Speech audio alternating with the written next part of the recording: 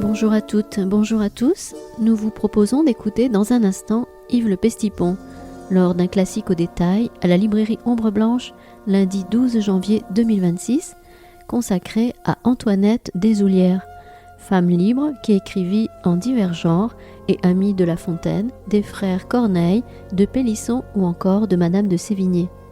Yves Le Pestipon y commentait l'une de ses poésies, Grisette et Tata.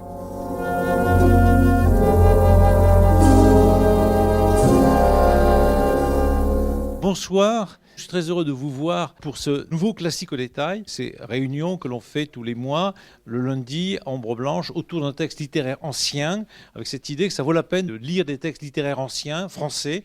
Et donc c'est avant la Révolution française, en gros, on ne prend pas les textes du Moyen-Âge qui seraient un peu dans une autre langue, et donc 16e siècle, fin 15e, 17e, 18e siècle, et on essaie de faire une explication de texte, au fond un petit peu scolaire. Aujourd'hui, on va prendre Madame Deshoulières. Alors, Madame Deshoulières est une autrice, si on peut dire autrice d'une certaine manière, là, c'est un peu problématique ce titre d'autrice, on va voir pourquoi, du XVIIe siècle, contemporaine de Louis XIV, elle est née la même année que Louis XIV, elle est née un petit peu après La Fontaine, elle est née au même moment que Racine, et elle est morte en 1695, donc 1638-1695, vous voyez, donc c'est pas un grand âge, terriblement, etc. Elle est morte d'un cancer du sein, comme d'autres grandes autrices à l'époque, Madame de Lafayette ou autres, ça ne pardonnait pas à l'époque. Elle a un parcours XVIIe siècle, contemporaine, de gens qu'elle a très bien connus, en particulier La Fontaine, elle s'est opposée à certains égards à Racine, elle a bien connu Boileau, et elle a connu tout le milieu littéraire de l'époque, des salons, etc. Qui est cette dame, et pourquoi j'ai mis un petit bémol sur le mot d'autrice, bien que j'ai le livre de Madame Deshoulières, si on peut dire, qui s'appelle ici Poésie, Madame Deshoulières, et que cette année, de manière un peu étonnante à certains égards, Madame Deshoulières est au programme de l'agrégation de lettres modernes et de lettres classiques, dont les étudiants en grand nombre sont venus ici, j'en vois aucun. Voilà, nous sommes tranquilles. Et donc, effectivement, je sais qu'il souffre beaucoup sur cette autre ou autrice, voilà, parce que c'est assez délicat à aborder, en effet, pour un tas de raisons qu'on va essayer de voir en voyant deux textes l'un à côté de l'autre. Alors pourquoi Madame Deshoulières, une autrice, point d'interrogation, parce qu'effectivement, il n'y a pas vraiment de livre de Madame Deshoulières, de même comme il y a les fables de La Fontaine, comme il y a les épîtres de Boileau, comme il y a les comédies de Molière, etc. Elle n'a pas exactement le statut d'auteur tel que on l'a volontiers au XVIIe, au XVIIIe, au XIXe et aujourd'hui encore. Par exemple, on va dire Nicolas Sarkozy est véritablement un écrivain, puisque donc effectivement, il y a des livres qui sont là, ils sont commentés, ils sont discutés. Giscard, mon grand héros, est aussi un grand écrivain. Voilà. Un auteur, c'est quelqu'un qui publie des livres, à certaines dates précisément, sur lesquels il y a des commentaires critiques, laudateurs, ironiques, peu importe, repérés comme étant un auteur. Alors pour nous, depuis en tout cas le XIXe siècle, c'est très clair, on voit très bien ce que sont les auteurs. Bon, Victor Hugo, voilà, Proust et quelques autres, d'accord. Alors parfois les grands, parfois les petits, les nuls, les moyens, enfin peu importe, voilà. Mais statut d'auteur. Au XVIIe siècle, c'est un peu plus compliqué de ce point de vue-là, parce que si pour nous, en tout cas depuis le romantisme, le statut d'auteur est extrêmement enviable. Je suis un auteur, vous avez vu, je m'appelle Victor Hugo, je m'appelle Jules Verne, je m'appelle Balzac, etc. Et j'ai des droits d'auteur, c'est important, je vais être payé en tant qu'auteur, je vends mes bouquins, je sais pas, le Père Goriot, et voilà, Balzac dit, ça m'a rapporté tant, Flaubert, ça m'a rapporté tant, et on négocie, voilà. Pareil pour Philippe Solers ou Pascal Quignard ou d'autres, voilà. Donc les écrivains peuvent espérer gagner un peu d'argent, moyennement de l'argent, beaucoup d'argent, être reconnus pour l'argent qu'ils ont, voilà, peu importe la qualité des œuvres de ce point de vue-là. Et donc ils ont un statut d'auteur, il y a même des maisons de la littérature où les auteurs, grands ou petits, peuvent éventuellement se retrouver. Au XVIIe siècle, c'est un peu différent. C'est un peu différent parce qu'il y a des auteurs, au sens que nous appelons aujourd'hui des auteurs, c'est des gens qui publient des livres et qui éventuellement vendent à des libraires. Alors les libraires, c'est à la fois des imprimeurs et des éditeurs, des livres, mais ils ne sont pas payés en droit d'auteur. On leur achète le truc au début, voilà, vous avez tant de livres, c'est une monnaie, en échange de ce truc, parce que vous êtes un peu connu, parce qu'on peut espérer avoir, disons, un bénéfice. C'est le cas pour La Fontaine, par exemple, pour les fables. Il fait un contrat avec Barbin, vous avez gagné un petit peu d'argent, mais ce statut n'est pas extraordinairement enviable, en réalité, parce que ce qui est vraiment enviable, c'est, bon, d'une part, d'être noble. Ça, c'est ça qui est important, bien sûr. Éventuellement, de remporter des victoires militaires. Ça c'est ça qui compte, vraiment, là, oui, d'accord. D'être près du roi. Il vaut mieux porter le pot de chambre du roi que d'être un auteur, quelque part. C'est plus valorisé. Donc, ça rapporte en général pas ou peu. ça rapporte assez peu de gloire, et même ça peut être un peu moqué. Et donc un certain nombre d'écrivains du XVIIe siècle ne signent pas leurs œuvres, ne gagnent pas d'argent dessus, et même éventuellement disent c'est pas moi qui fais ce truc-là. Hein, voilà. Par exemple, Madame de Lafayette, c'est une femme, ce n'est pas pour rien, publie un certain nombre de livres, dont un très célèbre qui est La Princesse de Clèves, mais quelques autres textes, mais elle ne les signe pas. Elle la garde de les signer. Ça serait un peu ridicule. Quand on s'appelle Madame de Lafayette, qu'on appartient à la bonne noblesse et qu'on a des grandes propriétés du côté de l'Auvergne, on ne va pas se prendre pour un Agavalda. Enfin voilà, des choses comme ça. Non, non, non. Le duc de La Rochefoucauld, un homme, c'est pareil, il publie les Maximes, des grands livres du XVIIe siècle. Il la garde de les publier. Ce qui compte, c'est d'être duc de La Rochefoucauld. Et on fait aussi des livres. Alors ça, on aime bien, on se retrouve avec les amis, les copains. Mais c'est un peu pour les bourgeois de publier des livres et des bourgeois un peu médiocres. Hein, voilà, il y a aussi quelques nobles qui le font. Ça continue. Plus tard, au XVIIIe siècle, un personnage très important qui est le duc de Saint-Simon va écrire des milliers de pages qui sont ses mémoires, mais il va se garder de les publier. Il va les mettre dans des caisses et puis c'est pour plus tard. Donc le statut d'auteur n'est pas le même qu'aujourd'hui, à la fois parce qu'il n'y a pas les droits d'auteur et parce qu'effectivement, ce n'est pas nécessairement valorisé. Et alors, il y a des dames qui écrivent en particulier, mais bon, c'est pas si bien vu que ça. C'est un peu compliqué. Madame Desoullières, quant à elle, est née donc en 1638. Elle s'est mariée à peu près à 13 ans avec un noble qui s'appelait Desoullières. Enfin, c'était un de ses nobles. Voilà, elle était elle-même d'une famille aristocratique. Hein. Son père était maître d'honneur de Marie de Médicis. Donc, c'est une famille très argentée. Elle épouse un militaire qui est très bien, qui a beaucoup d'argent, bien entendu. Enfin, tout va bien. Qui est d'ailleurs protestant. Il faut ajouter à la chose. Ceci ajoute un élément de complicité. Et qui se mettre au service du prince de Condé, le Grand Condé. Alors le Grand Condé, vous savez, c'est un drôle de type. Il a gagné une victoire extraordinaire qui est la bataille de Rocroi et puis d'autres batailles. C'est un des plus grands généraux de l'époque de Louis XIII. Mais le prince de Condé, il a envie d'être le prince de Condé, c'est-à-dire d'être le vrai chef. Hein, voilà, parce que bon, voilà, le petit Louis XIV, enfin, etc., le pauvre Mazarin, enfin tout ça, c'est des pauvres types à côté de lui. Et lui, il est beau. Il sent bon le sable chaud, c'est le cidre, enfin, etc. Et donc, évidemment, il va se révolter contre Mazarin. Et donc, ça va être un des grands princes qui vont mener les guerres de la Fronde. Et voilà, Mazarin va se battre contre. Et donc, il faut imaginer dans les années 1650, parfois on se plaint que la France est un peu désordonnée, mais c'était bien pire à l'époque, hein, voilà, puisqu'on se battait un peu partout. Hein. Et donc, il y avait des frondes de parlementaires, par exemple à Bordeaux, mais dans d'autres villes de France, et il y avait des frondes de princes, c'est-à-dire des princes qui, à la suite du prince de Condé en particulier, mais d'autres, bien entendu, lèvent des armées entières pour se battre contre les armées royales qui sont aussi celles de Mazarin, hein, voilà véritablement. Et en particulier, le prince de Condé, il embête beaucoup les armées royales parce que c'est un très grand militaire.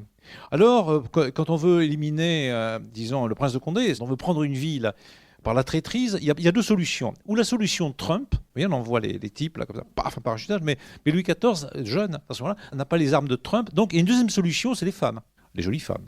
Si possible, les jolies femmes. Et donc, pourquoi ne pas envoyer Madame Desoullières pour séduire le prince de Condé? Elle trahirait à ce moment-là à la fois son mari, bon, c'est pas grave, mais elle permettrait, si elle réussissait à séduire le prince de Condé, de gagner la bataille, enfin de gagner la ville de Rocroi, hein, qui était sur le nord. Simplement, le prince de Condé n'est pas un idiot. Évidemment, naturellement, il trouve que la jeune Desoullières, waouh, c'est pas mal, Claudia Cardinal, hein, à l'époque. J'ai vu un film d'hier avec Claudia Cardinal, c'est bien, voilà. Mais il lui écrit des lettres. D'amour, bien sûr, mais il se doute bien qu'il y a piège, et donc il fait enfermer les époux Desoullières à Villevorde, où ils ont passé quelques années. Et donc, ça ne sera pas très rigolo. Hein, voilà, pendant quelques années, ils sont allés avec le prince de Condé. Ils ont plus ou moins trahi le prince de Condé. Pour Louis XIV, ils finissent par être libérés vers 1658 ou 9, je ne sais plus très bien. Et donc, ils sont un peu en délicatesse avec tout le monde, parce que quand Louis XIV prend le pouvoir autour de 1661, donc l'État c'est moi, vous voyez, ces années-là, il se méfie évidemment de tous les partisans du prince de Condé. Monsieur Desoullières était un partisan du prince de Condé, donc... Bon, c'est un peu louche. Donc, on l'envoie par là sur les frontières, un peu, voilà, dans le nord, voilà, le plus loin possible. Mais il se méfie aussi un peu de sa femme, hein, parce que ce genre de personnes qui trahissent, même le côté un peu matahari. Donc, tout ça est un peu louche. Hein. Madame Desoullières va avoir une vie, non pas de paria, il ne faut pas exagérer tout de même, mais elle ne va pas finir très riche hein, de ce point de vue-là, et elle sera aux périphéries, un petit peu, du système de pouvoir, parce que, effectivement, quand Louis XIV prend effectivement le pouvoir, il va essayer de s'appuyer le plus possible sur des gens qui sont à lui, c'est-à-dire des gens comme Colbert, pas Fouquet justement, Louvois et quelques autres bien sûr.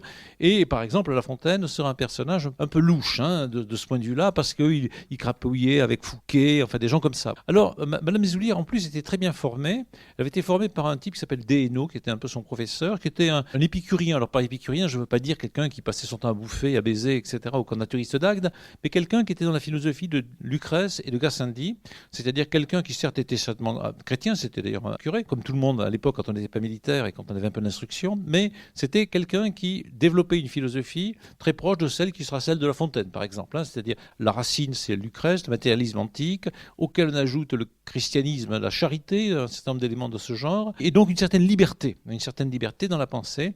Et donc, Madame Desoulières va être formée intellectuellement par cet homme, qui lui-même un petit écrivain, mais un petit écrivain intéressant, et elle va apprendre le latin, le grec, l'italien, voilà, donc les langues, véritablement. Et donc, parmi les jeunes femmes, cette femme, belle apparemment, d'une moralité un peu incertaine, probablement, tu vois, voilà, mais qui d'ailleurs va expliquer qu'il faut s'amuser dans la vie, parce qu'un peu plus tard, elle va garder de ses relations avec Condé une grande relation avec un personnage très important qui s'appelle Vauban. Vauban, vous savez, qui est aussi donc un personnage qui a joué un grand rôle, le reine Louis XIV, qui est un grand personnage, mais aussi un personnage un peu louche.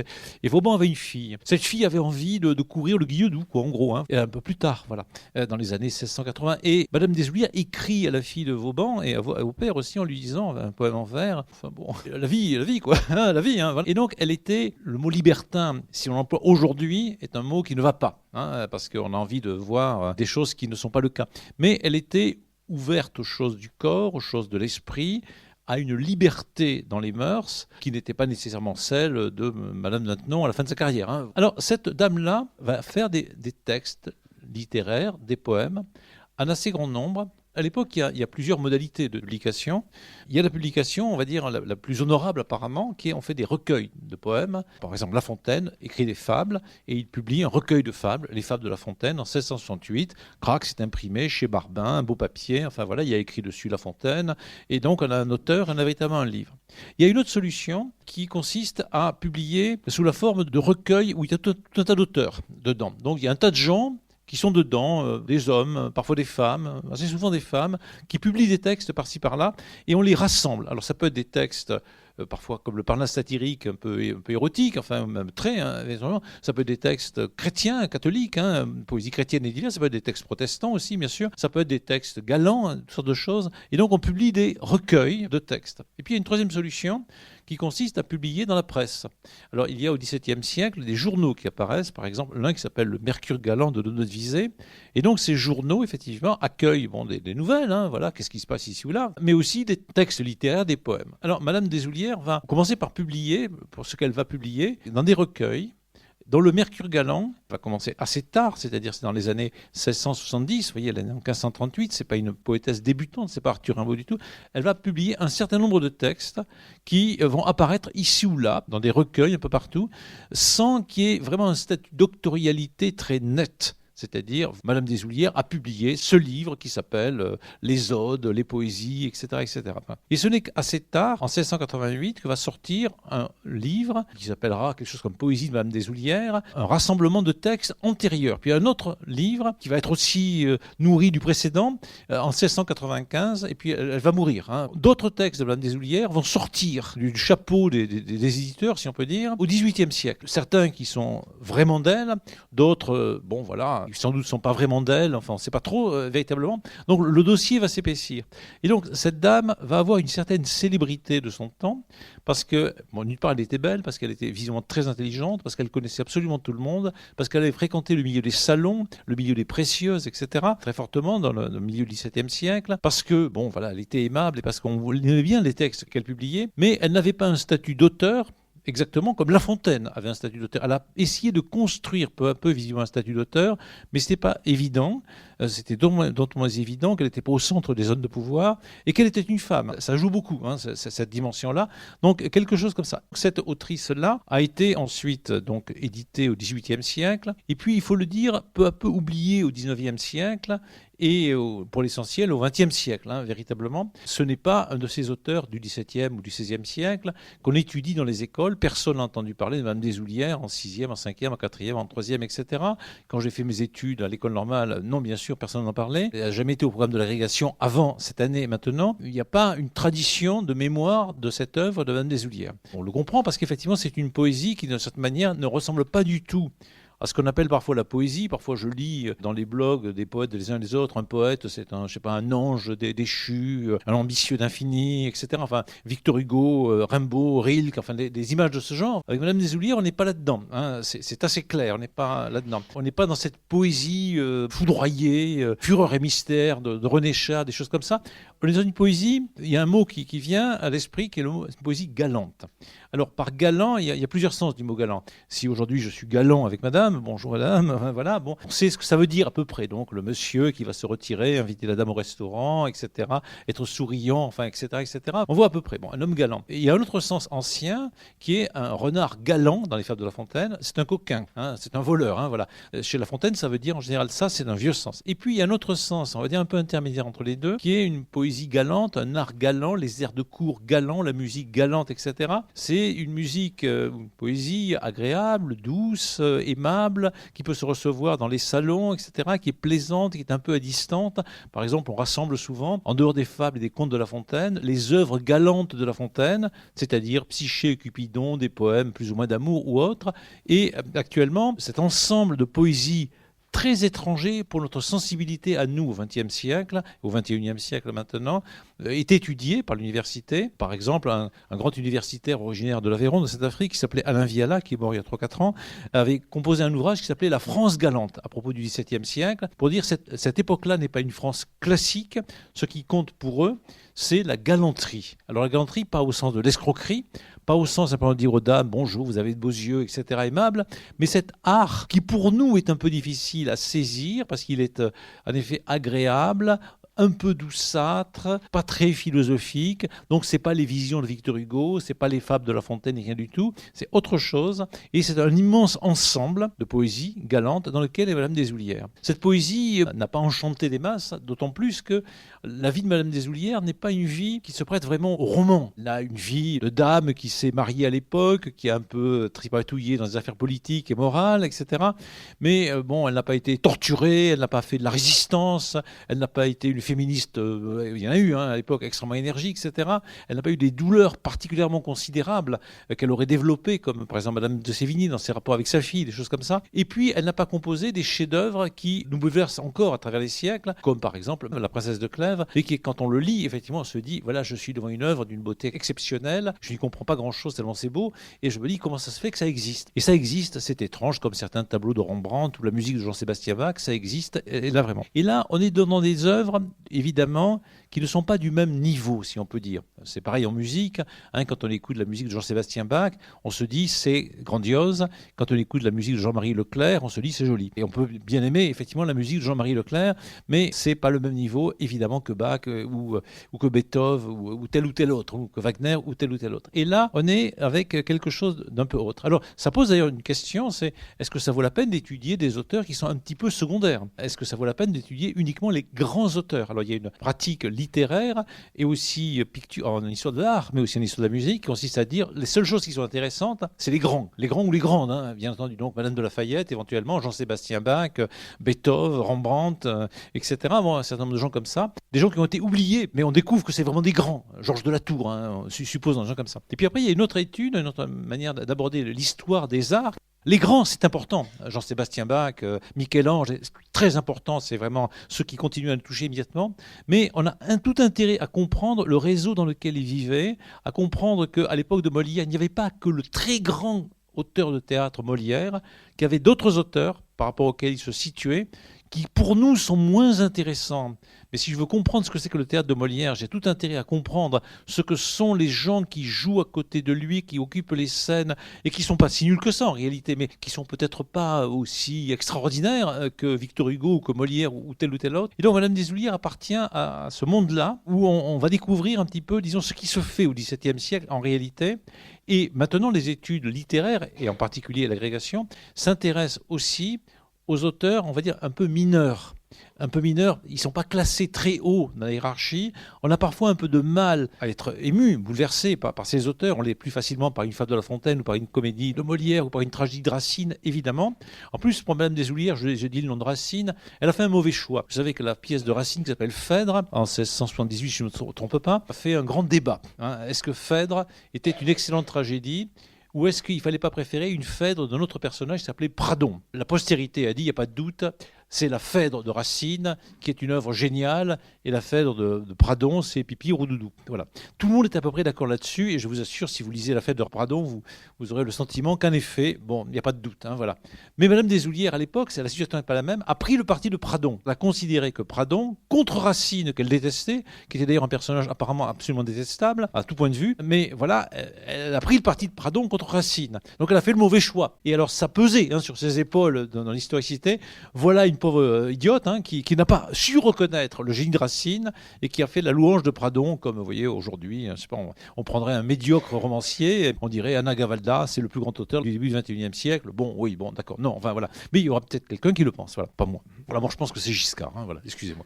Voilà, qui est le véritable auteur. Alors, il y a une espèce de dossier, et ce dossier à étudier est intéressant parce qu'effectivement, on rentre dans ce que c'est que la situation de la littérature, si on peut employer ce terme au XVIIe siècle, ce que c'est aussi que le statut des femmes, et ce que c'est que cette poésie galante. Alors, j'ai choisi là une série de textes qui ont fait un peu la célébrité de Madame Desoulières pendant longtemps, qui sont des textes très curieux dans lesquels elle donne la parole à des animaux. Alors, au XIXe siècle, on a généralement peu publié Madame Desoulières, mais on publiait effectivement ces textes sur les animaux, c'est-à-dire qu'elle donne la parole en vers à des animaux dans les années 1670-1680. Et là, j'ai pris 2 textes parmi la série, qui sont le début d'une série assez longue, le dialogue entre le chat Tata et la chatte Grisette. Le chat Tata et la chatte Grisette. Alors, je vais les lire, et puis on va essayer de rentrer dedans et voir que c'est assez rigolo, et en même temps plein d'esprit, et que ça permet de penser un peu aussi au XVIIe siècle et à l'histoire de la littérature, de la poésie et des animaux. Alors, Tata, chat de Madame la Marquise de Montglat,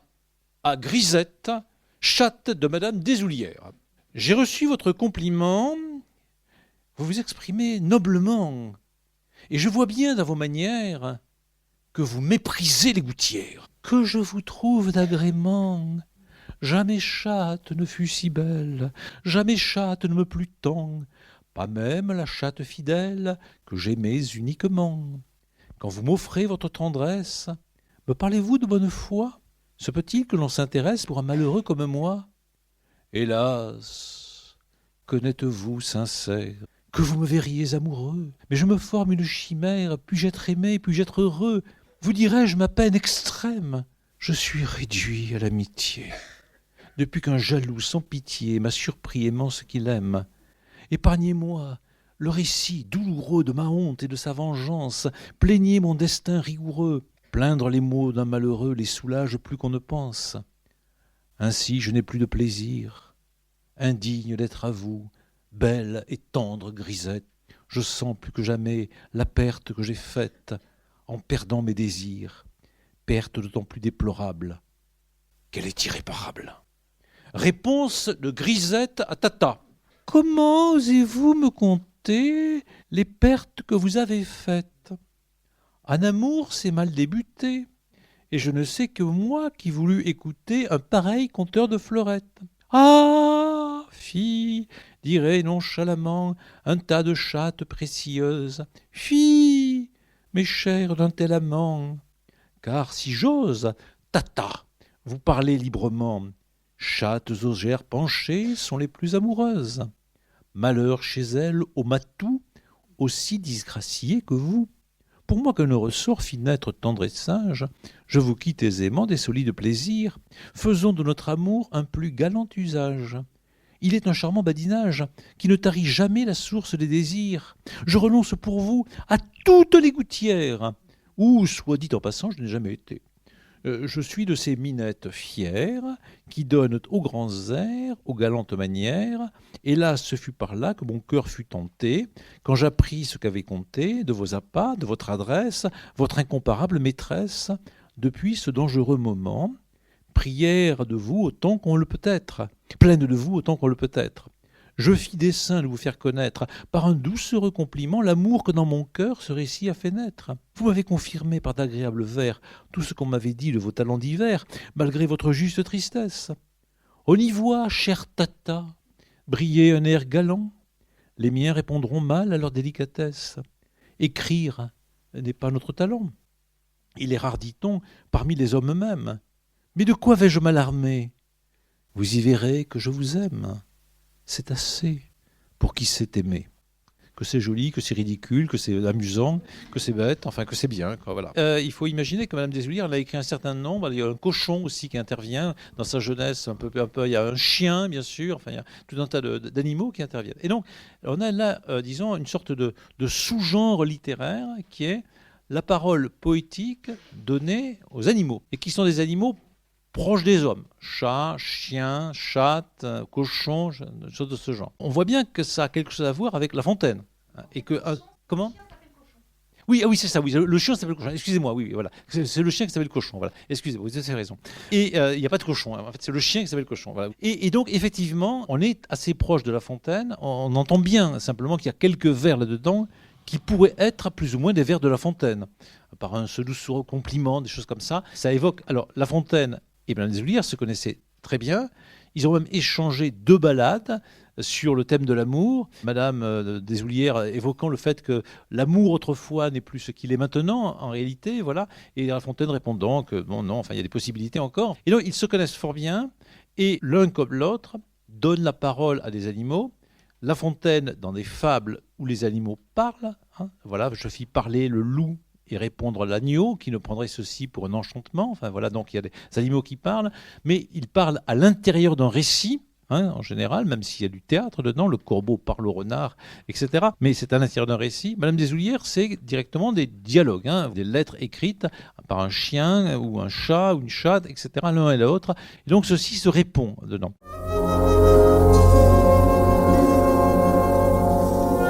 Vous écoutez Yves Le Pestipon à la librairie Ombre Blanche lundi 12 janvier 2026 lors d'un classique au détail consacré à Madame Desoullières et à sa poésie animalière Grisette et Tata, extraite du recueil Poésie.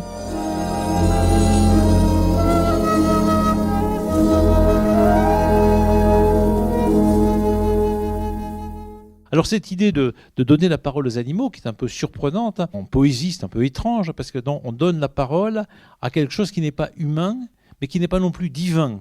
Alors cette idée du rapport entre les hommes et les animaux, au XVIIe siècle, elle est une zone un petit peu de tension. Une zone de tension parce qu'il y a un grand penseur dont on a parlé la dernière fois, qui s'appelle Descartes, qui établit une opposition absolue entre les hommes et les animaux.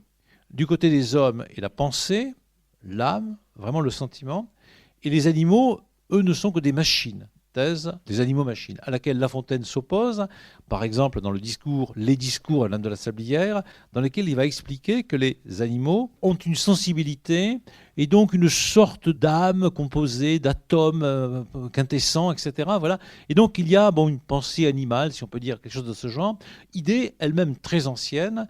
C'est l'idée de Descartes qui est en fait une idée plutôt moderne. Alors cette idée que les animaux ont une pensée, un sentiment, etc., elle est très ancienne. On va dire que quand on se promène dans les grottes préhistoriques, à Nio ou ailleurs, ou à Altamira, on voit bien que ce qui est important pour les types qui peignent, c'est pas leurs copains, c'est les animaux, avec lesquels ils entretiennent des rapports, alors c'est pas lesquels précisément, mais des rapports de conflit, d'égalité, de respect, de divinité et autres. On voit bien, si on se promène dans la mythologie, qu'effectivement les animaux sont remplis de pensées, de divinité, et que les dieux n'hésitent pas à devenir des animaux. Et si on se promène dans des tas de pays du monde, en Afrique ou ailleurs, donc les religions, les pratiques laissent à penser que les animaux ont des pensées très fortes. Mais à partir du christianisme, il y a quelque chose qui s'est opposé, malgré le sermon aux oiseaux de saint François d'Assise, qui s'adresse aux oiseaux. Il y a cette idée que c'est les hommes qui sont en liaison avec Dieu, et en particulier nous qui avons bénéficié de la révélation, et les autres, les animaux, non. Donc il y a là une rupture qui s'opère, ce qui ne veut pas dire cruauté à l'égard des animaux, mais il y a vraiment cette idée que Dieu n'est pas venu pour sauver les chiens et les chats, il est venu pour sauver les hommes et les femmes. Voilà l'idée du christianisme. Et les animaux sont les animaux. Voilà, ils sont vraiment quelque part en dessous. Et donc, quelque part, la poésie doit être une poésie qui donne la parole aux hommes et aux femmes ou aux dieux ou aux entités, peu importe lesquelles. Donner la parole aux animaux, c'est franchir une espèce de zone un peu interdite, d'autant plus interdite avec Descartes qui dit que ce sont des animaux machines. Et donc c'est à la fois interdit et en même temps tentant, et donc désirable, donc un peu ridicule, un peu audacieux. La Fontaine sait très bien tout ça, il sait très bien, quand il fait les fables, que son genre, les fables, dans lequel on donne la parole au loup, à l'agneau, peu importe, c'est un genre intellectuellement très discutable, puisque Descartes, et au fond la tradition, une partie de la tradition du christianisme dit non, attention, ça c'est Ésope, donc c'est pas moderne, c'est ancien, et La Fontaine est un ancien. Mais en même temps, il se dit, ça vaut la peine, parce qu'il y a bien quelque chose d'intéressant, d'important dans le rapport aux animaux, à la fois parce qu'il est chasseur, parce qu'il connaît les animaux, mais aussi parce qu'il a une sensibilité. Et la poésie consiste en partie à regarder la diversité du monde, et dans cette diversité, il y a les animaux. Et donc, Madame des Ollières va faire quelque chose d'un peu analogue. C'est-à-dire, il y a chez elle, dans ces deux textes-là, dans les autres textes, une espèce d'humour. C'est un peu ridicule de donner la parole aux animaux, c'est un peu cucu-bonbon, on a envie de dire c'est de la poésie de bonne femme, enfin, c'est ce qu'on disait au XIXe siècle, des poèmes de Madame des Ollières, vous savez, mon petit chat, mon petit chien, etc. Donc tout ça, c'est pas très digne, mais c'est un peu rigolo. Chez elle, il y a cette idée-là. Mais en même temps, il y a aussi une autre idée qui est qu'effectivement, il y a peut-être chez les animaux quelque chose qui est peut-être intéressant. Et puis en même temps, ça permet de se moquer des hommes et des femmes. Évidemment, le dialogue ici entre Tata et Grisette est un dialogue écrit en vers qui fait référence, disons, à la vie des hommes et des femmes, et surtout dans les salons de la préciosité. Et il y a un débat qui est là bien classique entre Tata et Grisette. Donc on apprend que Tata est un chat castré. Alors, est-il possible d'avoir de l'amour quand on est castré, voilà. Quand on observait les chats, on observe que parfois ils sont toujours très actifs, voilà, en dépit de la castration que leur infligeait leur maître ou les gens qui les ont possédés à un moment. Mais quelque part, il y a un débat, évidemment, on va dire fondamental. Est-ce que l'amour exige la relation sexuelle, physique, pure, totale, entière, ou est-ce que effectivement, il est possible d'imaginer notre amour? Alors, on voit bien que Tata souffre de n'être qu'un chat qui les réduit à l'amitié. Et Grisette lui répond, en réalité, qu'il y a peut-être bien une possibilité de l'amour en dehors, on va dire, du sexe, des plaisirs concrets, si on peut dire autrement, comme on le dit parfois un petit peu. On a là un débat qui est un débat qui s'est tenu beaucoup dans les salons des précieuses, c'est-à-dire, est-ce que l'amour exige le sexe? Ou est-ce qu'il y a une possibilité d'autre chose qui peut s'appeler l'amour aussi, puisqu'à la fin, vous y verrez que je vous aime, c'est assez pour qu'il s'est aimé. Bien sûr, je sais bien que vous êtes ce que vous êtes, bien sûr, mais voilà. Alors, ça, c'est le premier débat entre Tata et Grisette. Puis il y a un deuxième débat, c'est que Tata appartient à l'aristocratie des chats, parce que Tata, c'est le chat de Madame la marquise de Montglat. Alors, la marquise de Montglat, certains peut-être ont visité le château de Cheverny, vous savez, dans le Val-de-Loire, qui est un château magnifique et qui est surtout un château célèbre maintenant, en dehors du fait que c'est le château de Cheverny et qui a des très beaux jardins, que c'est le château de Moulinsart. C'est-à-dire, c'est le château de Hergé, puisque donc Hergé a repris ce château, même l'intérieur, il a repris la structure extérieure, mais il a enlevé les deux ailes. Et donc, si on enlève, disons, les deux ailes, clac, on a le château de Moulinsart. Et donc, si on se rend à Cheverny, on était invité à visiter le parc, on était invité à visiter le château, à voir les escaliers qu'on retrouve dans Le Secret de la licorne, par exemple, de Tintin, mais aussi à se souvenir éventuellement de Madame de Montglat. Alors, qui était Madame de Montglat? Madame de Montglat, j'adore Madame de Montglat parce qu'elle était la maîtresse d'un des auteurs que j'aime le plus au XVIIe siècle, qui a eu la chance d'être chassé de la cour pour méchanceté, il faut le faire. Il s'appelle Bussy-Rabutin. Alors, Bussy-Rabutin, c'était le cousin de Madame de Sévigné. Il a fait un livre merveilleux que je n'ai pas abordé un jour dans les classiques de détail, qui s'appelle L'histoire amoureuse des Gaules. Alors, l'histoire amoureuse des Gaules, c'est très très bien, c'est un livre constamment d'actualité. Donc, il décrit la cour, le milieu royal. Il explique qui couche avec qui et comment et pourquoi. Et qui s'en prend plein les poches, évidemment, et naturellement. Vous pouvez déplacer ça à toutes les époques, en gros. Poutine, chez Macron, chez Trump, vous voulez, n'importe où, même chez Moudingue, si vous voulez, si vous préférez, peu importe. Et là, vous racontez l'histoire amoureuse de Toulouse, de Tolosa, etc. Quand Louis XIV voit ça, il n'est pas très content. Et donc Bussy-Rabutin, qui était un homme extrêmement séduisant, sexy, que évidemment Madame de Sévigné était surtout amoureuse de son cousin, c'est clair. Il lui écrit des lettres absolument charmantes et lui aussi répond. Voilà, il était très brillant. Évidemment, il avait une maîtresse officielle qui était Madame de Montglat, qui naturellement était mariée, mais voilà.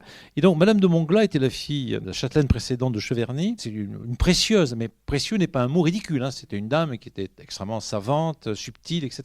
Et donc elle a décoré le château de Cheverny tel qu'on le voit actuellement encore dans les salons, à l'intérieur, effectivement, c'est les décorations qu'a voulu la mère et puis aussi la Madame de Bongla, propriétaire de Tata. Donc Tata appartient à la très grande aristocratie des chiens, puisque donc il vient du château de Cheverny, excusez-moi, des chats, je veux que les chats soient des chiens et que ce soit même des cochons, voilà, très bien, donc il appartient à la grande aristocratie des chats, et donc c'est pas rien, c'est pas un gouttière, évidemment.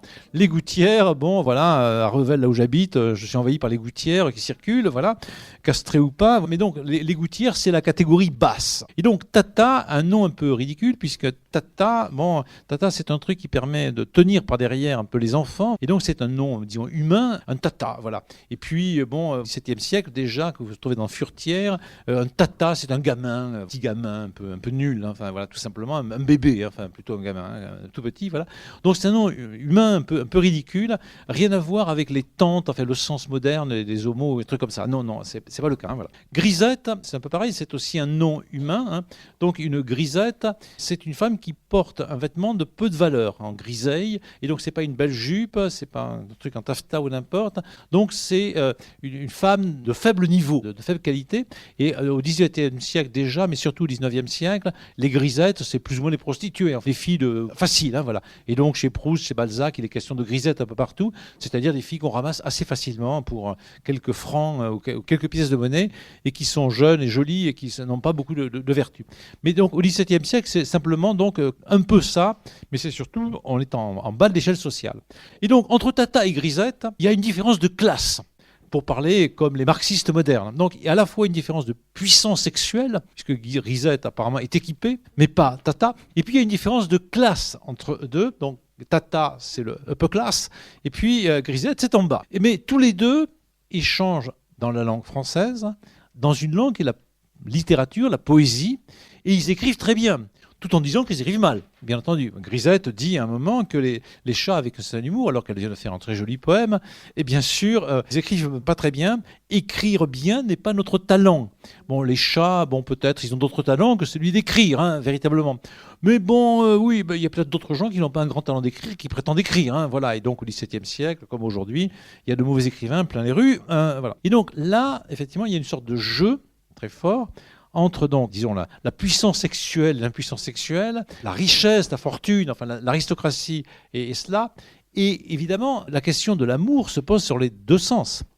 Est-il possible de s'aimer quand il n'y a pas de sexe, puisque donc Tata est impuissant? Est-il possible de s'aimer alors qu'il y a une différence sociale radicale entre Tata, le haut, et Grisette, le bas? Et quel langage on va trouver dans l'amour pour se dire que l'on s'aime?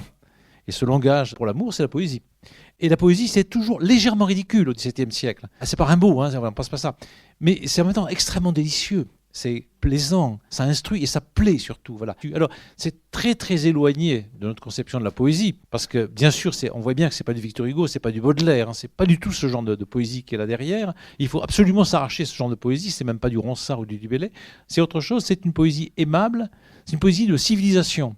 C'est-à-dire, en dépit du fait qu'on est opposé par une situation physique et politique, enfin de fortune, véritablement, de classe, si on veut dire autrement, eh bien on va trouver une sorte de langage commun, extrêmement civilisé, qui est la poésie. Alors la poésie doit être en vers, elle doit être évidemment très bien écrite dans les formulations, et extrêmement aimable, et nous plaire et se plaire.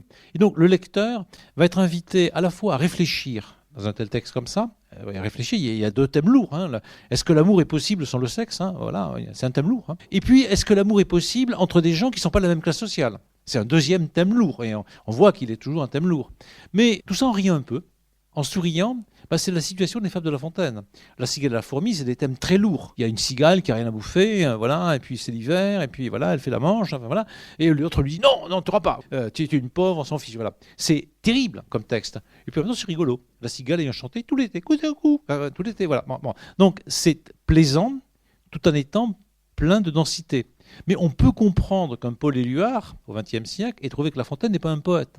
Parce que pour lui, le poète, c'est celui qui fabrique des images superbes, sublimes, etc., qui emporte et qui est plus ou moins révolutionnaire. La Fontaine n'est pas du tout un révolutionnaire et n'est pas du tout un fabricant d'images extraordinaires qui éblouissent, etc. Il n'est pas Serge Pey ou des gens de ce genre le moins du monde. On a donc quelque chose qui est une poésie galante pour un public lui-même qui connaît ces gens-là. quand le poème à Grisette, Chatte de Madame Desoulières, et le poème de Tata, Chatte de Madame la Marquise de Montglat, les gens qui lisent ça, ils savent qui c'est Madame Desoulières.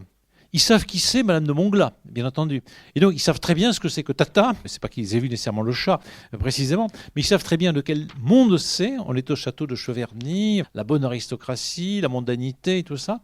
Et ils savent très bien ce que c'est, enfin, ce que Grisette, une Grisette, et ce ton-là, et ce que c'est que Madame Desoulières, qui n'est pas au même niveau social, évidemment, que Madame de Montglat, hein, bien entendu. Même si Madame Desoulières, c'est pas rien, mais à côté de Madame de Montglat, c'est pas grand-chose. Madame de Montglat, c'est Carla Bruni. Enfin, vous voyez, on est à ce niveau-là. Hein. Les grandes fortunes et les grands châteaux. Hein, voilà. Si vous avez la Cheverny, bon, ça va, quoi. C'est bien, quoi. Il y a de la place, hein, voilà. Madame Desoulières finit pauvre, hein, ruinée. Elle n'est pas du tout dans le même niveau social, même si elle appartient aussi à l'aristocratie, mais elle n'est pas au même endroit, hein, véritablement. Donc, la Grisette n'est évidemment pas Tata. Alors quand on lit un peu ces vers, on s'aperçoit que ces vers sont un peu comme ceux de La Fontaine, c'est des vers qu'on appelle variés. Vous savez que vous avez le vers, disons, dire un peu classique, hein, tel que on a un alexandrin qui suit un alexandrin, qui suit un alexandrin, un octosyllabe qui suit un octosyllabe, etc. Il y a aussi la possibilité du vers libre, où je fais un peu n'importe quoi, je ne mets pas de rime, où je varie les mètres comme je veux, n'importe comment. Les vers variés, on appelle cela, c'est le cas des fables de La Fontaine, la cigale ayant chanté, tout l'été, tac, soudain 3, et puis avant c'est davantage, et puis on passe à des alexandrins éventuellement, vous êtes le phénix des hôtes de ces bois, soudain alexandrin, puis avant c'est pas un alexandrin, peu importe. Et donc La Fontaine n'est pas le premier à inventer cette modalité du vers varié, mais donc je prends des maîtres bien connus, alexandrin, octosyllabe, heptasyllabe, hexasyllabe, etc., et je mets des rimes. Comme on met dans les poèmes, disons, avec des vers qui se suivent et qui se ressemblent exactement, mais je vais varier les vers, ce qui permet un certain nombre d'effets qui sont intéressants. Alors je peux avoir par exemple un bel alexandrin, l'amour que dans mon cœur ce récit a fait naître. 12 syllabes, donc ça a de l'ampleur, l'amour que dans mon cœur ce récit a fait naître. Ça pourrait être chez Molière, hein, vous voyez, Célimène qui pourrait dire ça, ou je ne sais qui. Et puis, vous y verrez que je vous aime, c'est assez pour qui s'est aimé. Là, on est dans des vers plus courts, bien sûr, et on est dans quelque chose d'un peu plus familier, bien entendu, qui vient à la fin. Et donc, effectivement, ce sont des modalités d'écriture que La Fontaine, Pélisson, les auteurs qu'on appelle libertins au XVIIe siècle, toujours en faisant attention à ce mot libertin, emploient volontiers, parce qu'effectivement, c'est une modalité de liberté dans l'écriture, d'écrire avec un certain nombre d'effets divers et variés. Alors, qu'est-ce que dit effectivement Tata ? J'ai reçu votre compliment. Donc il y a quelque chose qui est antérieur en réalité à l'écriture de ces textes-là. Il y a eu un compliment qui est auparavant. Vous vous exprimez noblement. Alors noblement est un peu étrange, puisque donc c'est lui le noble, puisque lui Tata c'est le chat de Montglat. Hein. Et donc il la flatte en quelque manière en lui disant qu'elle va dire noblement bien sûr. Et je vois bien dans vos manières que vous méprisez les gouttières. Et oui, ça me va parce que moi je suis pas un gouttière bien entendu. Les gouttières donc ce sont ces éléments des toitures et depuis le XVIIe siècle on parle même le XVIe siècle de chat de gouttière et un gouttière c'est un chat de gouttière tout simplement. Donc c'est une sorte de formulation restrictive. Et donc on a au milieu de cette poésie galante, compliment, noblement, je vois bien, j'ai reçu, etc. Un mot qui appartient au vocabulaire, on va dire populaire, c'est pas tout à fait le mot, mais enfin concret, exactement comme le fait La Fontaine. À l'intérieur d'une fable, vous avez des mots nobles, vous êtes le phénix des hôtes de ces bois, vous avez soudain le mot fromage. Et fromage est un mot qu'on emploie en dehors de la poésie. Et gouttière n'est pas un mot poétique. En soi, c'est un mot populaire, banal, enfin qu'on peut employer tous les jours. Et donc le plaisir de l'écriture pour Madame Desoulières, mais aussi pour le lecteur, c'est effectivement la rencontre entre un type de vocabulaire assez élevé, avec soudain un mot qui n'a pas sa place en poésie, et qui devient un mot poétique d'une certaine manière. Que je vous trouve d'agrément, jamais chatte ne fut si belle, jamais chatte ne me plut tant. Alors là, on a une anaphore, une répétition, qui est une parodie de la poésie galante telle qu'elle est là, bien entendu, et aussi de la chanson. On voit bien qu'on pourrait chanter « Jamais chatte ne fut plus belle ». Évidemment, Madame Desoulières a composé des poèmes qui ont été mis en musique à l'époque, par les musiciens généralement oubliés de nous, mais on peut en écouter par-ci par-là. Et donc là, effectivement, on a une amplification, bien sûr. Pas même la chatte fidèle que j'aimais uniquement. Et donc, oui, autrefois, dans un temps inillo-temporé, il y avait une chatte fidèle qu'il aimait uniquement, le salaud, il a changé d'avis.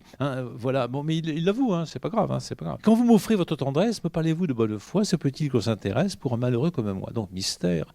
En quoi est-il malheureux, ce personnage qui est le chat, dont on apprend qu'il est le chat de Madame de Montglat, qui est juste avant. Et bon, évidemment, c'est un des thèmes de la poésie amoureuse. On ne peut pas s'intéresser à quelqu'un qui est malheureux, de cette manière, en amour. Mais oui, mais justement, c'est le contraire. On peut aussi s'intéresser, c'est une bonne raison de s'intéresser, c'est parce que je suis malheureux que vous devez m'aimer. J'ai observé parfois même avec mes étudiantes que elles aimaient les garçons qui étaient les plus tristes, les plus mélancoliques. Voilà, c'est terrible, c'est comme ça. Mais lui, il le sait, bien entendu, le salaud. Bien entendu, il le sait. Se peut-il que l'on s'intéresse pour un malheureux comme moi? Bien sûr, bien sûr, bien sûr. Il faut vendre son malheur, bien sûr, bien sûr. Regardez, Serge Lama, je suis malade, etc. Hélas, que n'êtes-vous sincère, que vous me verriez amoureux. Mais je me forme une chimère, puis-je être aimé, puis-je être heureux. Puis-je être aimé, puis-je être heureux. Ai-je passé le temps d'aimer? Ça, c'est un vers de La Fontaine. Puis-je être aimé, puis-je être heureux. C'est un très beau vers. Puis-je être aimé, puis-je être heureux. Voilà. Quelle est la possibilité que l'amour vienne sur moi? Question que nous nous posons tous d'une certaine manière. Puis-je être aimé? Pourquoi serais-je aimé? Voilà. Mais on ne sait toujours pas pourquoi. Le lecteur attend. Et voilà l'explication. Je suis réduit à l'amitié. Alors voilà une belle litote, bien entendu. Il ne dit pas « je suis castré, on m'a coupé, voilà, etc. » Voilà. Je suis réduit à l'amitié. Voilà. C'est très bien l'amitié, mais bon, c'est quand même une réduction. Explication. Depuis qu'un jaloux sans pitié m'a surpris aimant ce qu'il aime, épargnez-moi le récit douloureux de ma honte et de sa vengeance. Alors en ce moment, en tout cas, dans ma petite ville de Revel, c'est le mois des chats. Mon chat qui s'appelle Pierrot sort tous les soirs cogner les autres et il revient avec une oreille à moitié déchirée. Donc je m'attends à ce qu'à un moment ou un autre, lui-même il se fasse castrer par un copain ou un ennemi puisqu'il se bat sur la piscine avec les adversaires des nuits entières. Bon, il revient avec l'oreille parfois déchirée, il dort et voilà, et puis il repart se battre ce soir, je pense. Il est reparti au combat. Et donc on sait bien quand on a un peu l'expérience des chats qu'effectivement ils se battent. Et ils se battent pas pour des objectifs politiques et religieux, mais ils se battent pour les copines. Voilà. Épargnez-moi le récit douloureux de ma honte et de ma vengeance. On dirait du Racine. Épargnez-moi le récit douloureux de ma honte et de ma vengeance. Voilà, que c'est beau. Mais c'est un chat quand même. C'est comme le chat tata. Il faut, voilà, c'est là qu'est le plaisir, bien sûr. Plaignez mon destin rigoureux. Oui. Racine, enfin, voilà, le destin, bien sûr. Plaindre les maux d'un malheureux les soulage plus qu'on ne pense. Très belle morale. Très belle morale. Quand on va dans les maisons de retraite, les EHPAD, les hôpitaux, voilà, où j'étais encore ce matin ou hier, plaindre les maux d'un malheureux les soulage plus qu'on ne pense. C'est peut-être pas vrai, mais bon, c'est peut-être vrai. En tout cas, on a envie de penser que c'est vrai. Aussi, je n'ai plus de plaisir, indigne d'être à vous, belle et grande grisette. Je sens plus que jamais la perte que j'ai faite en perdant mes désirs, perte d'autant plus déplorable qu'elle est irréparable. Alors, je vous ai dit tout à l'heure qu'elle est irréparable, il n'y a rien à faire. Voilà, c'est terrible. Pour réparer des ans l'irréparable outrage. Vous vous souvenez de ces vers du XVIIe siècle. Et donc, c'est terrible, c'est le destin, c'est abominable. Mais en même temps, on est vraiment dans la poésie épicurienne. C'est-à-dire une poésie qui vient du professeur de Madame Desoulières, mais aussi de ses amitiés avec La Fontaine et avec un certain nombre de gens qui tournaient autour de ces cercles. C'est-à-dire cette poésie pour lesquelles ce qui est important, c'est le bonheur sur terre, et le bonheur a toute partie liée au désir et à l'accomplissement du désir. Et effectivement, le bonheur, c'est pas le salut, le bonheur, c'est autre chose, c'est sur terre, et ça a un rapport avec le désir. Voilà cette idée. Alors, on peut ne pas être d'accord avec cette philosophie-là. C'est la philosophie d'Épicure, de Lucrèce, et éventuellement de Gassendi, des épicuriens chrétiens du XVIIe siècle, et en tout cas celle de La Fontaine. À la fin des Amours de Psyché de Cupidon, le grand hymne qui est la conclusion, enfin on va dire presque la conclusion, fait par Polyphile, c'est un hymne à la volupté. Et la volupté, donc, qui est le but dans la vie, vraiment, et qui permet de donner vraiment sens véritablement à la vie. Alors il est question là-dedans du plus bel esprit de la Grèce qui est Épicure, ô aimable volupté sans qui le vivre et le mourir nous seraient égaux. Voilà les vers de La Fontaine. Eh bien, effectivement, Tata est un chat épicurien. Maintenant, qu'est-ce que va répondre à ce chat épicurien mécastré, dans l'impuissance du plaisir, une dame de la basse société qui s'appelle Grisette et qui se trouve être une chatte, et quel argument elle va donner? Elle pourrait lui dire « Satan, voilà, je n'ai rien à faire, va-t'en, tu n'es qu'un petit noble impuissant, voilà, rentre chez toi. » Or, elle va répondre autrement, et en partie parce que, alors ça c'est le point de vue de Madame Desoulières, parce qu'elle est une femme, et parce que c'est une chatte évidemment, mais c'est une femme naturellement aussi, et elle va répondre autrement que ce que l'on pourrait attendre peut-être d'un homme. Si tu ne peux pas baiser, eh bien voilà, bon, va-t'en. Et non, elle va développer une autre idée de l'amour que l'idée que Tata a dans sa tête. L'idée de Tata, c'est le sexe, voilà tout simplement. Grisette va développer une autre idée de l'amour, mais qui est quand même une idée de l'amour et des plaisirs. C'est plus ou moins ce que Madame Desoulières va expliquer à la fille de Vauban. C'est-à-dire, tu n'es pas obligé d'être une baiseuse systématique, voilà. Mais l'amour, les plaisirs, la vraie vie, etc., tout ça, c'est véritablement très important. Et ton père est un vieux con sévère. Enfin, voilà, pour aller en termes modernes un petit peu. Et donc, comment osez-vous me conter les pertes que vous avez faites?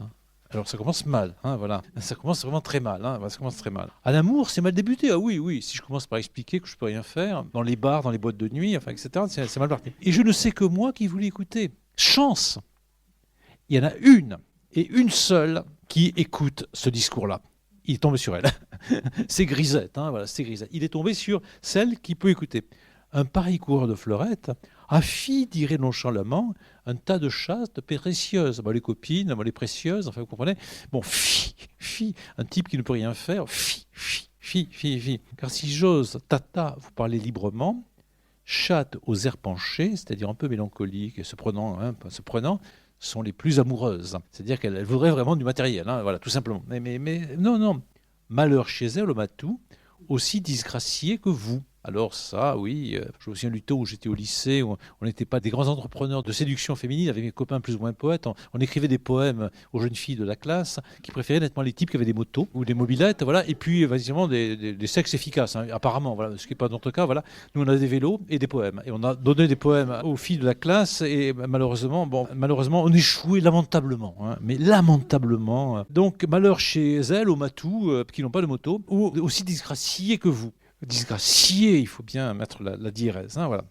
Pour moi que ne ressort finêtre tendre et sage, je vous quitte aisément des solides plaisirs. Donc je vous tiens quitte, c'est-à-dire que vous n'êtes pas obligé de me donner les solides plaisirs, dont périphrase magnifique pour désigner l'activité sexuelle. Faisons notre amour un plus galant usage. Et donc voilà la poésie galante. Faisons de notre amour un plus galant usage. C'est un très joli vers. Voilà, il y a autre chose à faire de l'amour, puisque nous avons de l'amour entre nous, effectivement, puisque je vous ai écrit un compliment et que vous semblez me dire que vous m'aimez. Il y a un autre usage plus galant que simplement celui auquel vous pensez et auquel pensent les chattes aux airs penchés. Il est un charmant badinage qui ne tarit jamais la source des désirs. Et donc là, c'est autre chose. Sinon, on va pouvoir bavarder, badiner, se raconter des petites histoires. Et là, il n'y aura jamais de fin, en réalité. Donc c'est un autre type d'amour, un amour qu'on peut dire précieux, sans mettre du tout un élément ridicule à cela, qui est défendu là. Je renonce pour vous à toutes les gouttières, où, sur le dit en passant, je n'ai jamais été. Oui, bien sûr. Alors les gouttières, ça c'est mon niveau, puisque je suis juste la chatte de Madame Desoulières qui rime avec gouttière. Bon, c'est pas terrible, mais non. Je renonce pour vous à tous ces gars-là qui, vous comprenez, les gouttières. Qui, soit dit en passant, je n'ai jamais été. Oui, quand même, elle a de la vertu. Elle n'a pas passé sa jeunesse avec les gouttières. Je suis de ces minettes fières qui donnent aux grandaires, aux galantes manières. Et là, ce fut par là que mon cœur fut tenté, quand j'ai appris ce qu'avait compté de vos appâts, de votre tendresse, votre incomparable maîtresse. Et donc, ce qui me tente, moi, c'est le grand air, c'est des choses importantes.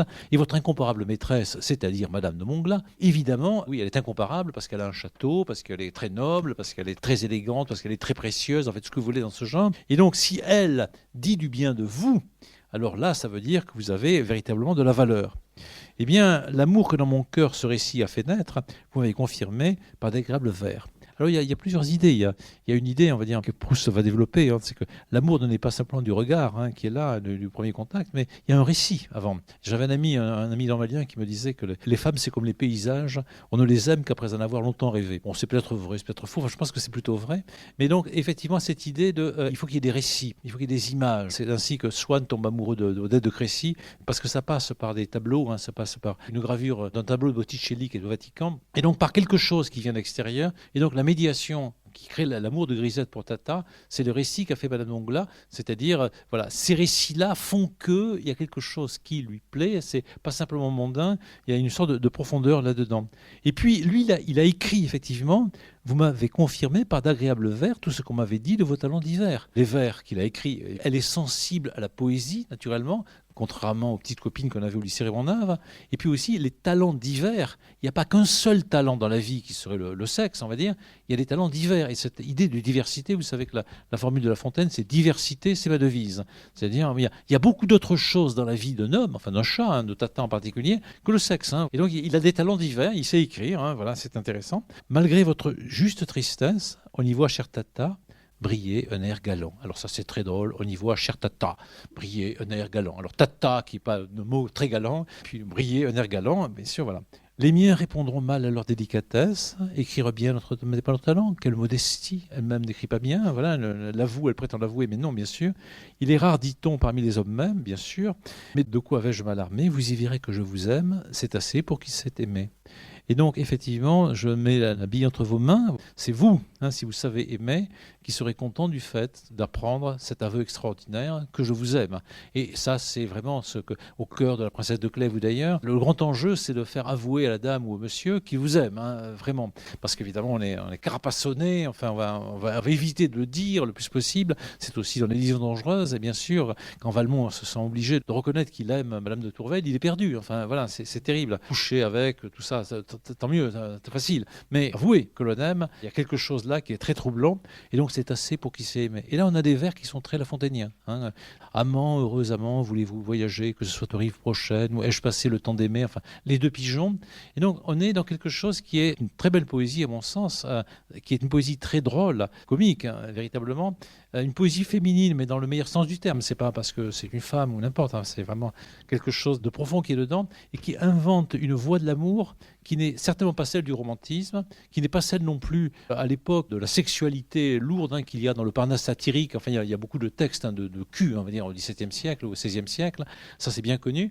Il y en a énormément. On est dans autre chose. C'est pas l'amour des bidasses, c'est pas l'amour des romantiques, le moins du monde. C'est quelque chose de civilisé entre un chat et une chatte qui sont de milieux sociaux différents, qui ont des vertus physiques, on va dire, un peu différentes, et où la dame trouve effectivement une possibilité de dire son amour à un chat, à un homme, enfin voilà, qui est en effet impuissant. Alors finalement, c'est assez beau, tout en étant assez drôle. Et hier, je regardais un film ancien qui s'appelle La fille à la valise, dans lequel il y a un Claudet Cardinal qui séduit un très jeune homme qui a 15-16 ans, qui est Perrin. Et là, il y a un amour véritablement impossible, mais il y a un amour réel qui est dit dedans, un amour impossible au sens sexuel du terme, parce que la différence d'âge, parce que, etc., et parce que Claudet Cardinal est plus ou moins une sorte de prostituée dans ce film-là. Mais il y a quelque chose qui est décrit par le cinéaste, qui est un amour réel, mais qui n'est pas sexuel, et qui est une sorte d'amour impossible, mais possible en même temps, réel, véritablement douloureux, sensible, magnifique à bien des égards. Et là, il y a quelque chose comme ça qui se donne à lire.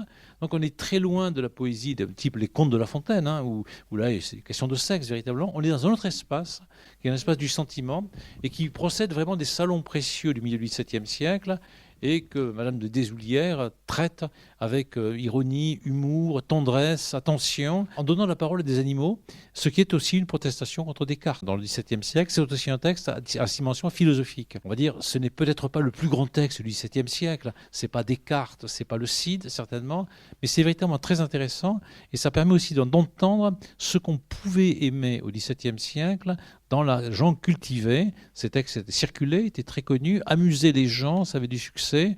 Et puis peut-être aussi de repérer ce qu'on n'a plus aimé au XIXe siècle, parce qu'en effet, c'est pas la poésie pour Victor Hugo, pour Rimbaud, pour Baudelaire ou autre, ou pour Paul Éluard, c'est certain. Mais peut-être on peut prêter l'oreille à cette poésie-là et la retrouver, et c'est pas ridicule de l'avoir mis à un programme d'agrégation de ce point de vue-là, parce que c'est vraiment une autrice, pas parce que c'est une autrice, bon, il y a un peu ce côté, l'éducation nationale aime bien mettre des dames dans les programmes, parce qu'il y en a si peu parmi les auteurs, mais aussi parce que c'est quelque chose de véritablement très intéressant. Pour le XVIIIe siècle, ils ont mis au programme, mais c'est pour le bac, Madame de Graffigny, qui est une autrice peu connue, mais remarquablement intéressante, même si c'est pas Voltaire, ni Rousseau, mais c'est Madame de Graffigny. C'est véritablement très intéressant tout de même. Voilà.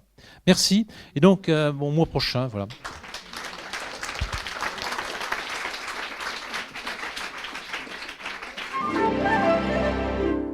Il s'agissait d'un classique au détail proposé par Yves Le Pestipon, enregistré lundi 12 janvier 2026 à la librairie Ombre Blanche à Toulouse, autour de Grisette et Tata de Madame Deshoulières. Quel chouchou dans la soirée. Réalisation et mise en onde Radio en partenariat avec Radio Plus et Radio Terre. Quels doux mimi ont des profils de Joconde. Quels chats trésors savent se tenir dans le grand monde. Très gourmets, refusant les ersatz, mais naturellement les aristocates, ils sont toujours, même quand ils font un petit tour, toujours précieux là où ils vont. Ils sont fiers de leur éducation, dédaignant les ruelles, ils préfèrent les bars aux poubelles, dont se contentent trop vulgaires les chats de gouttière. Oh, waouh, quel miaou réprouve les gros mots. Quel chat chouchou s'estime sans défaut. Et devant qui les autres chats tirent leur chapeau, mais naturellement les aristocates.